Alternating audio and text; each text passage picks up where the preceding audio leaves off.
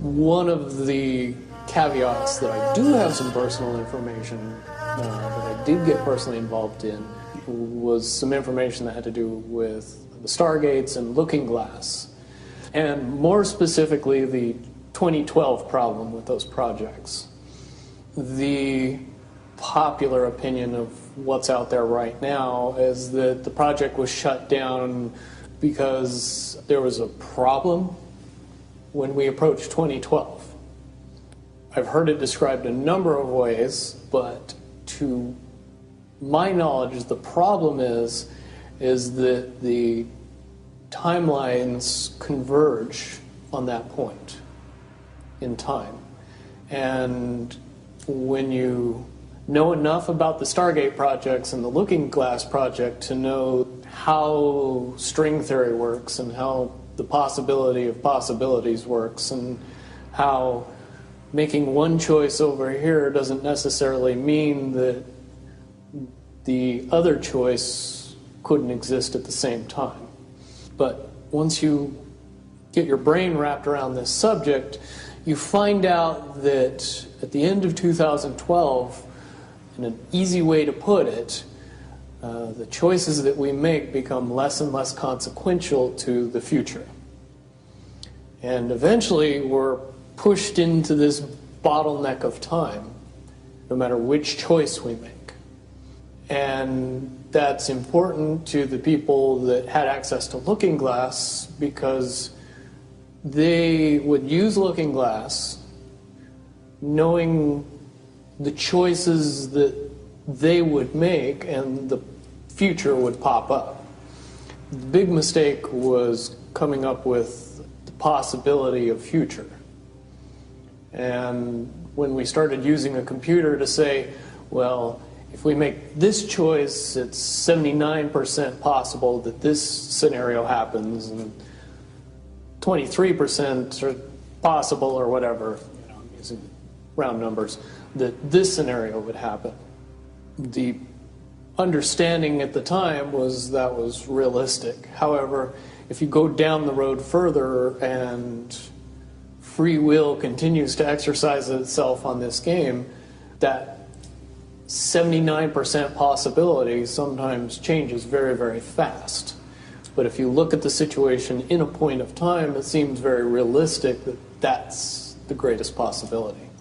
What happened was people, very smart people, began to figure out that something big was coming up. Something that made it so all the possibilities of all the future scenarios of any choice, any possibility that was fed in and observed through the Looking Glass inherently ended up in the same future. And no decision, no possibility changed past a certain point. That's the big secret. All possible timelines lead to the same basic set of history in the future. That is what sends everybody that has all of the information, that knows everything, into a blind panic. The people that know everything about Looking Glass, that have gotten all the reports and all the information, the elites of the world, probably figured out that that was the end of the game. And nothing could be manipulated beyond that point. When I was in the military, it would have been before '97 when I got in trouble. One of my particular areas that I was amazingly intuitive about is problem solving / mission planning, or more specifically, taking a bad mission and fixing it.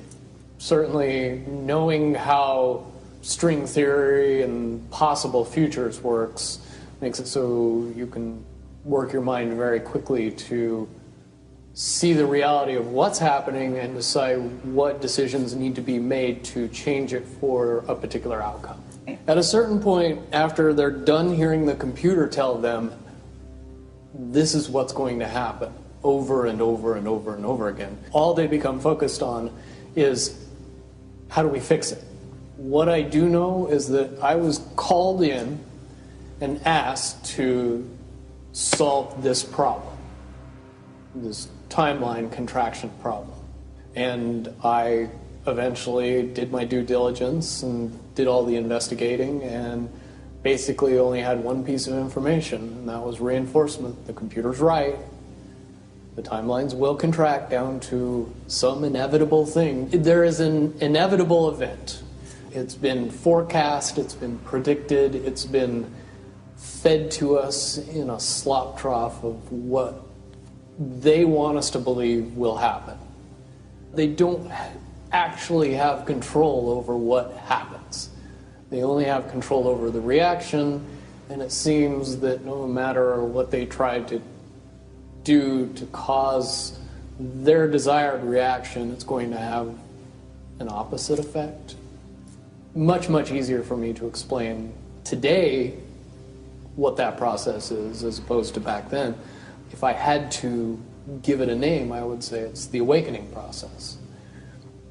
It's an evolution of consciousness that cannot, will not, and no matter what decisions or possibilities are injected into the equation, eventually it all resolves down to us all learning the truth and becoming aware of this massive dam of lies that has been built that keep us from knowing massive volume of information that we should otherwise possess.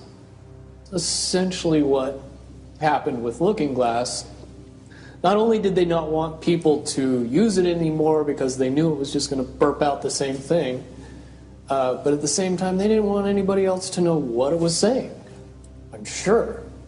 Because that information was of a monumental concern when I was in the military about how to prevent this inevitability. Now, at first I thought it was end of the world. Now I see end of the world as end of their world. The biggest cherry on top of all this conversation would be a synopsis to say that if I could convince everybody out there that for all intents and purposes, what we believe to be true eventually becomes true. If somebody convinces us that a major disaster is going to happen in the very near future, a major disaster happens in the very near future. If we don't buy into that fear and accept that there's really nothing that we know is going to happen, and accept of whatever happens, that makes the convergence of the timelines happen as naturally as possible. Any attempts to try to go away from this one inevitable conclusion, I again see as a new beginning, an end of this reality, the beginning of something that we can't even possibly understand based on the level of our beliefs currently. But when all that information comes flooding out, there's going to be no denying what's true and what's a lie or what's illusion. Basically what we're experiencing right now is two master chess players sitting at the board. And one of them looks down at the board and sees that he's in checkmate in 7 moves. And he looks across at his opponent and he knows that his opponent sees it too. So there's no getting out of it. So at this point, the loser can only prolong the game. Both players know the game is over. It's only a matter of time before he does this, and then you're forced to do this, and then he's forced to do this, and eventually checkmate. We, as a race, if we could understand that the game is over, that based on the rules of the game, the bad guys have already lost, the good guys have already won. Yes, there's moves left on the table, but those moves are being forced by the player that is going to win. The only way that checkmate can't happen is if the player that's winning makes a mistake. But from all of the information that I've gathered, all of the information that's been given, all of the information that's been vetted to me, it seems pretty obvious that the good guy player on the side of the chessboard knows exactly what has to be done to win the game. And so at this point, any mistake would be all but impossible. But again, you really have to understand the game to know that the guy that's losing is lost. And I'm sure most people sitting watching a chess match between two advanced chess players know the game's over long after the two players know it's over, because they can't see the board and see that there's only 7 moves left.